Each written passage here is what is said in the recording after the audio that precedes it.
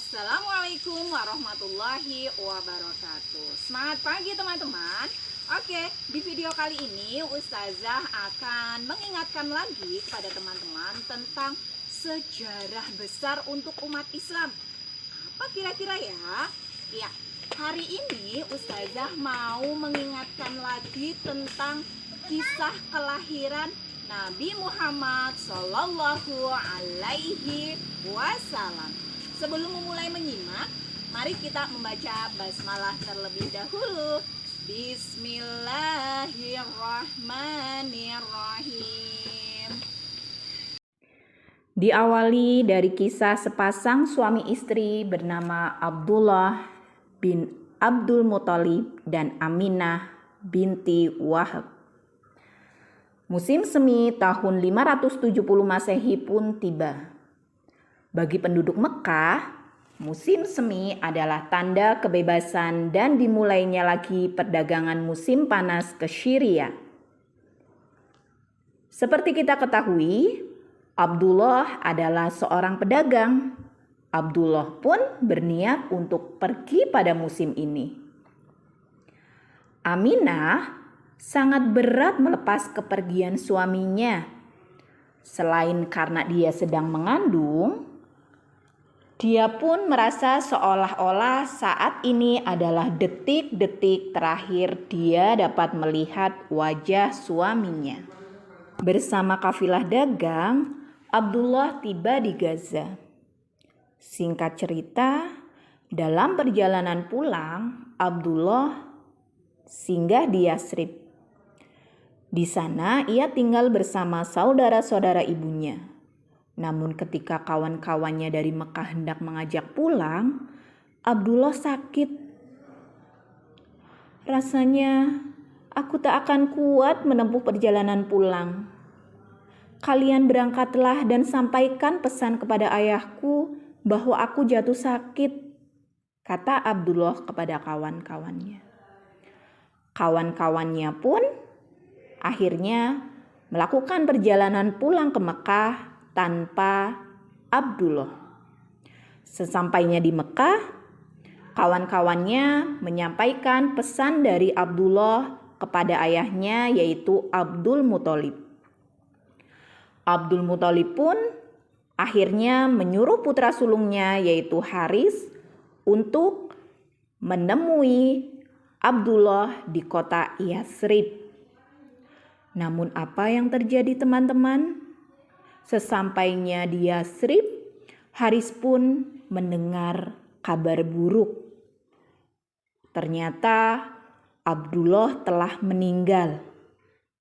Kemudian Haris pun kembali lagi ke Mekah dan menyampaikan kabar tersebut kepada Abdul Muthalib dan Aminah.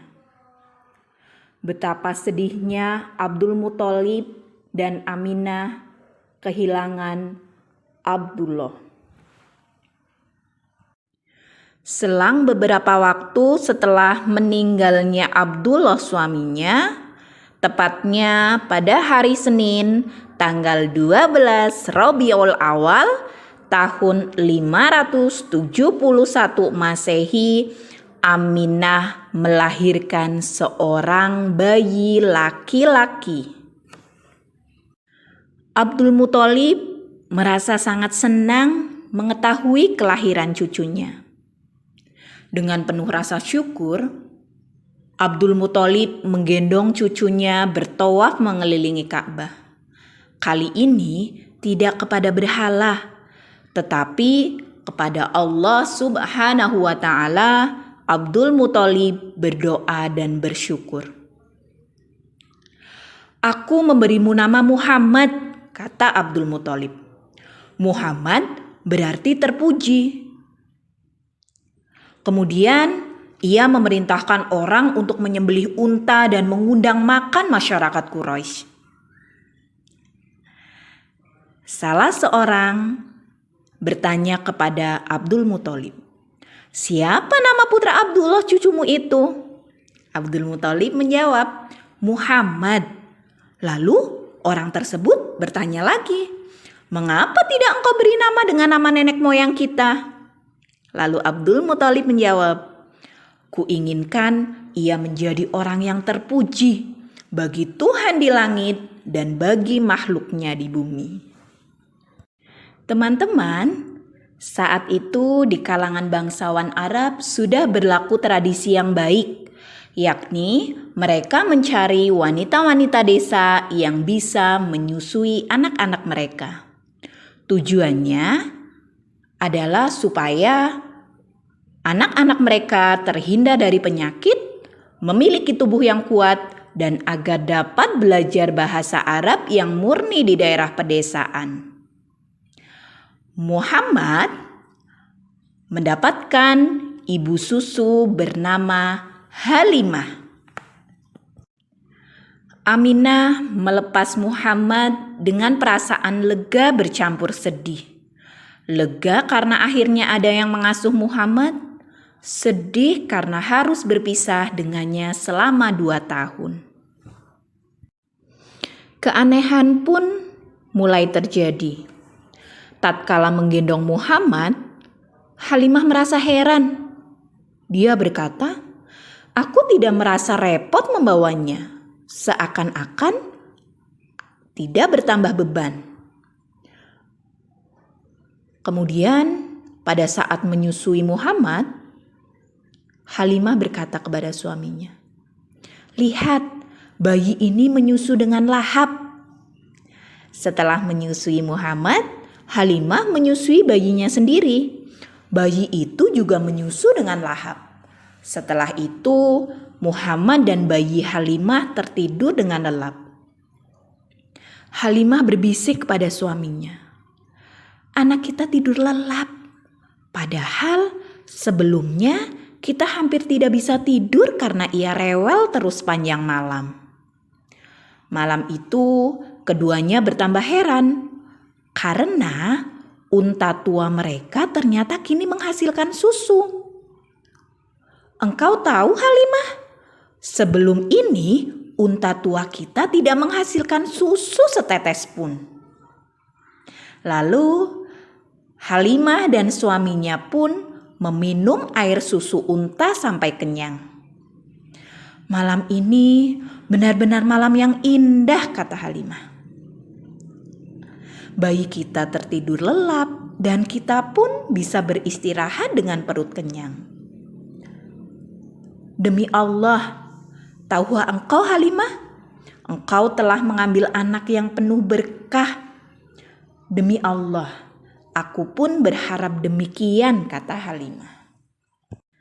Keberkahan yang dibawa Muhammad kecil tidak berhenti sampai di situ.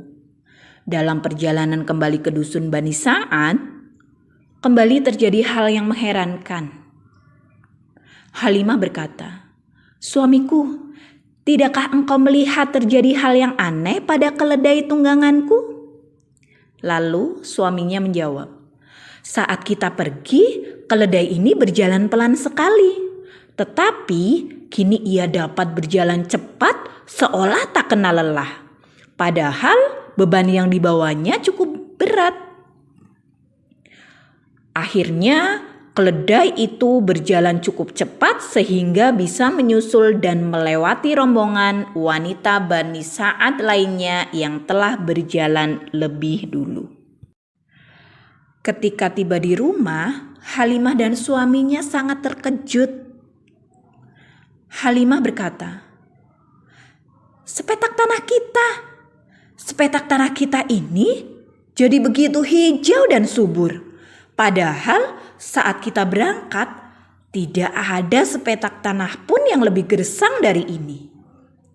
Lalu suaminya pun berkata, "Wah, lihat domba-domba kita. Domba-domba kita juga berubah menjadi gemuk dan susunya penuh. Kini kita dapat memerah dan meminum susu mereka setiap hari." Begitulah keberkahan yang mereka terima selama mengasuh Muhammad. Namun 2 tahun pun berlalu. Kini tiba saat mereka mengembalikan Muhammad kepada ibunya. Halimah dan suaminya pun mengembalikan Muhammad kepada Aminah. Alangkah bahagianya Aminah bertemu lagi dengan putra tunggalnya itu. "Lihat, kini engkau tumbuh menjadi anak yang tegap dan sehat," ujar Aminah sambil mencubit gemas pipi putranya. Aminah pun memandang Halimah dan suaminya dengan mata berbinar-binar penuh rasa terima kasih. "Kalian telah merawat Muhammad dengan baik. Bagaimana aku harus berterima kasih?"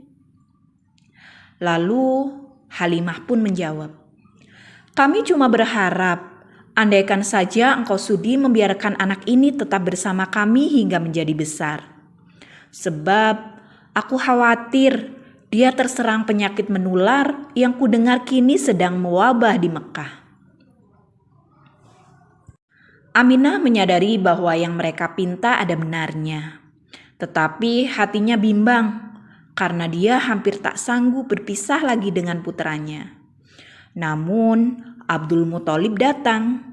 Bangga sekali dia melihat pertumbuhan cucunya yang begitu bagus di daerah pedalaman. Lalu Abdul Muthalib berkata, "Aku ingin Muhammad kembali ke dusun Bani Sa'ad sampai dia berusia 5 tahun. Agar dia di situ belajar berkata-kata dan telinganya terbiasa mendengarkan bahasa Arab yang fasih. Sehingga nanti dia akan mampu berbicara dengan kata-kata yang fasih juga." Akhirnya Aminah pun memperbolehkan Muhammad untuk dibawa lagi oleh Halimah dan suaminya ke Bani Sa'ad. Pada suatu hari, Muhammad kecil ikut mengembalakan kambing bersama saudara-saudaranya. Tiba-tiba, salah satu putra Halimah datang berlari-lari sambil menangis. "Ibu, ibu!" panggilnya. "Ada apa?" tanya Halimah.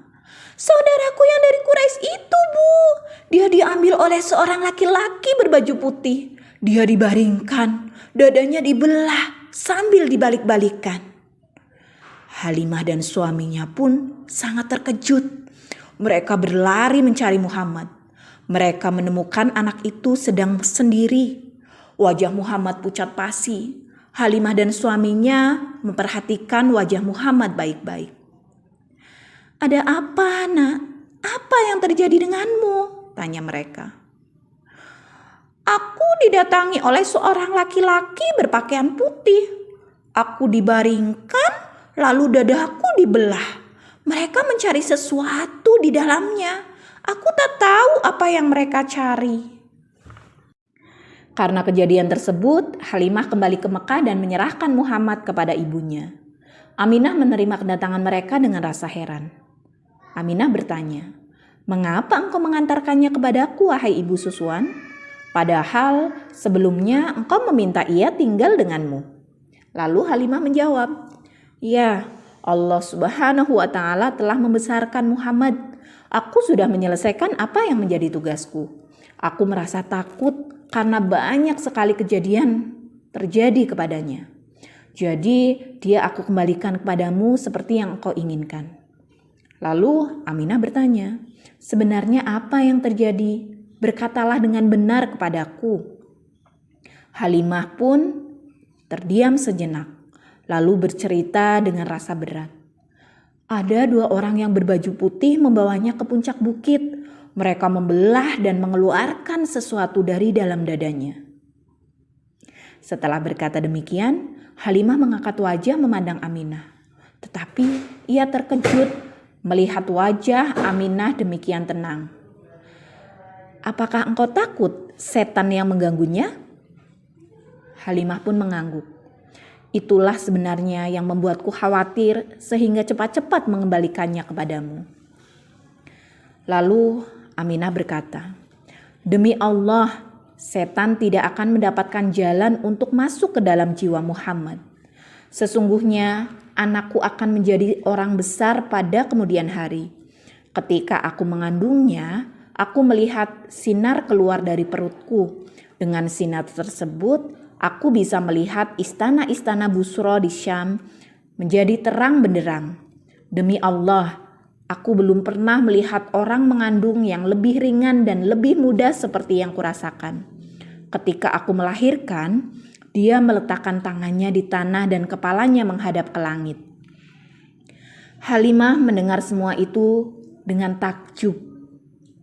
Aminah menyentuh tangan Halimah dengan berkata lembut, "Biarkan dia bersamamu dan pulanglah dengan tenang."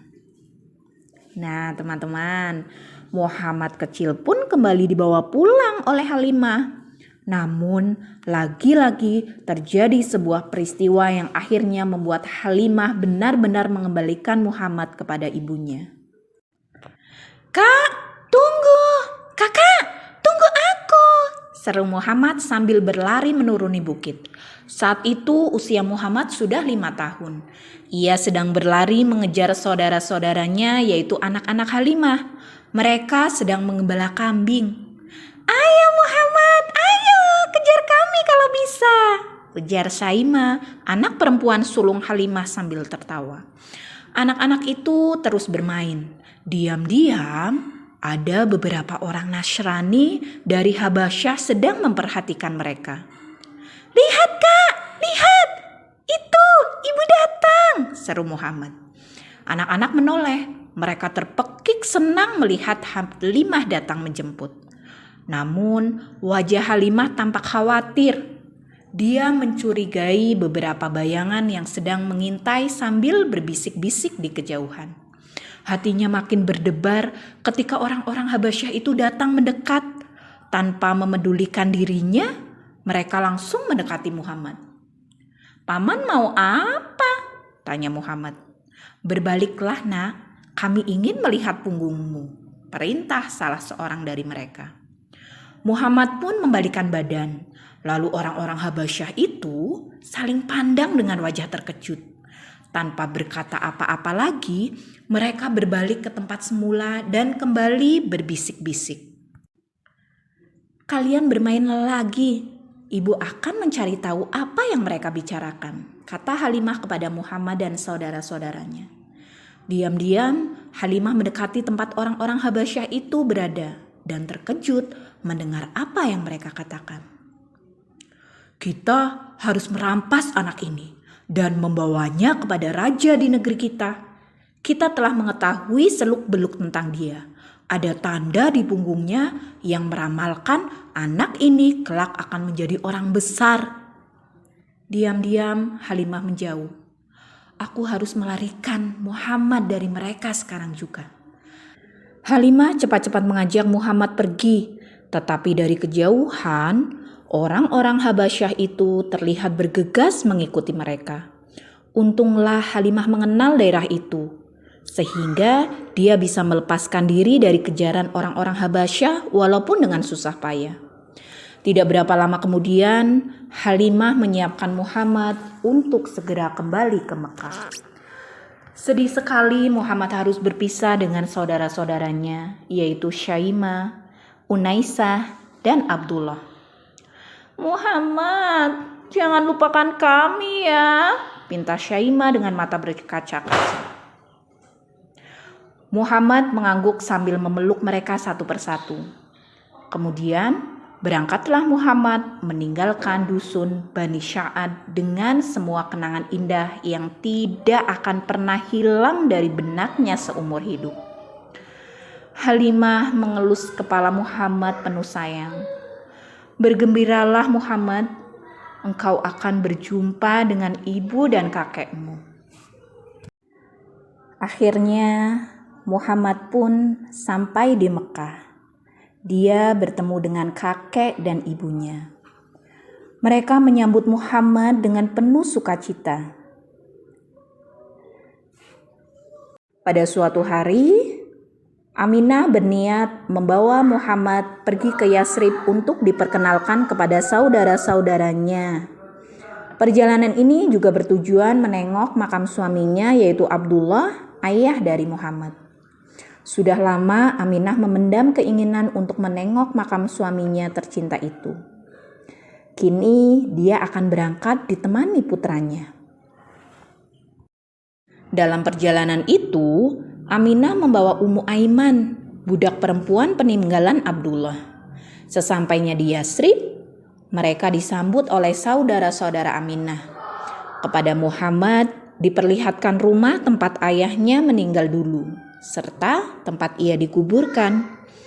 Itu adalah saat pertama Muhammad benar-benar merasa dirinya sebagai anak yatim. Apalagi dia mendengar ibunya bercerita panjang lebar tentang sang ayah tercinta yang setelah beberapa waktu tinggal bersama-sama, kemudian meninggal dunia di tengah-tengah pamannya dari pihak ibu. Sesudah cukup sebulan tinggal di Madinah, mereka pun bersiap pulang. Mereka berjalan dengan menggunakan 2 ekor unta yang mereka bawa dari Mekah.